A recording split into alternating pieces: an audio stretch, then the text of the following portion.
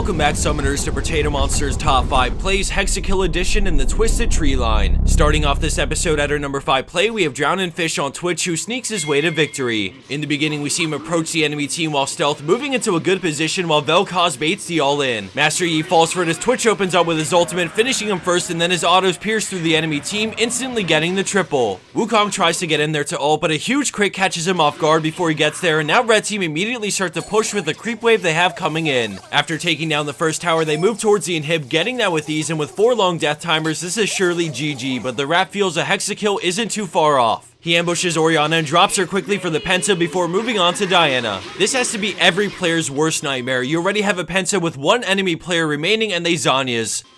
Team please?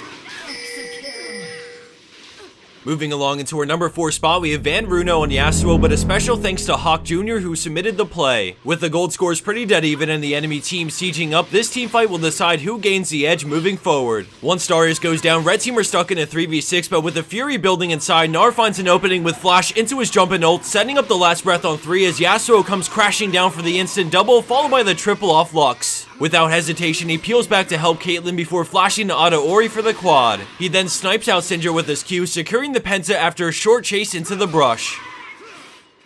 Landing in at our number 3 spot, we have Crescent Death on Kha'Zix playing around his resets extremely well. When a fight breaks out in mid, he positions over the wall and then jumps in on Triss, getting the kill and then immediately backing off because no one else is low enough to use the reset on. He eyes up the team fight and spaces the Garen flash so that it's wasted, and now the fight is much safer to approach. He jumps in on Garen, melting him before turning his focus to Mord, but no doubt he leaps for the kill and uses the reset to jump out immediately because his Q is down, so the burst damage he can put out probably won't be enough to kill Jace before Ahri charms him, so he plays it safe and gets out. The enemy team wants to get the altar, so he hides in the brush and surprises them with a W flash for the quad. He backs up until Zhonya's falls off, and then he jumps back in for the kill, using a final reset to 1v1 Rumble and take him down for the Hexa.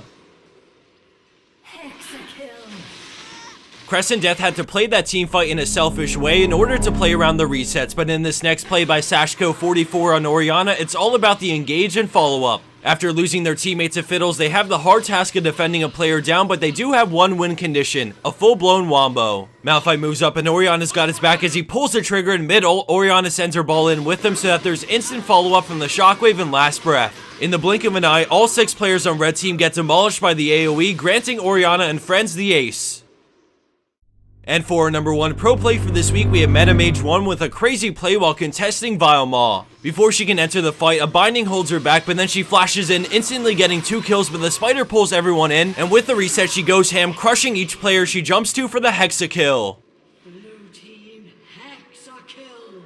Let's go back and check that out one more time, but now you'll get to see the mechanics and insanely fast target choices that Metamage made on the fly. Blue team triple kill. Blue team Hexakill.